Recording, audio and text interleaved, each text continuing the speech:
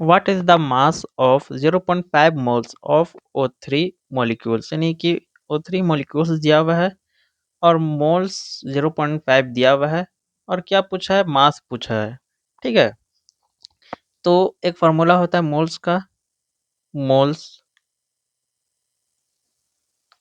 बराबर क्या होता है, mass divided molar mass, molar mass. ठीक है, तो हम लोगों को मोल्स कितना गिवन है, 0.5 गिवन है, बराबर क्वेश्चन में मास पूछा है, मास मोलर मास कितना आएगा, तो ऑक्सीजन का कितना होता है एटॉमिक मास, 16 होता है, कितना प्रेजेंट है, 3 प्रेजेंट है।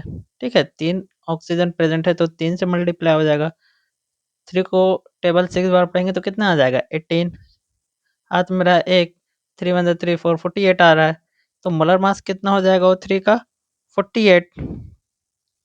अब यहाँ पास देखिए, यहाँ पास क्या है 48 डिवाइड में इस तरफ जाएगा तो मल्टीप्लाई में हो जाएगा, तो इसका नेक्स्ट स्टेप क्या हो जाएगा, 0.5 मल्टीप्लाई 48 बराबर मास, हमको मास क्वेश्चन में पूछा है। ठीक है, 0.5 है, 0.5 को हम लोग क्या 1/2 लिख सकते हैं, 0.5 को हम लोग 1/2 लिख सकते हैं, मल्टीप्लाई 48 बराबर मास, तो 2 का टेबल 1 बार पढ़ेंगे खत्म हो जाएगा, 2 का टेबल कितना बार 24 बार पढ़ेंगे तो 28 खत्म हो जाएगा, तो मास बराबर कितना निकल के आया हम लोगों का 24, 24 ग्राम। ठीक है, मास कितना निकल के आया 24 ग्राम।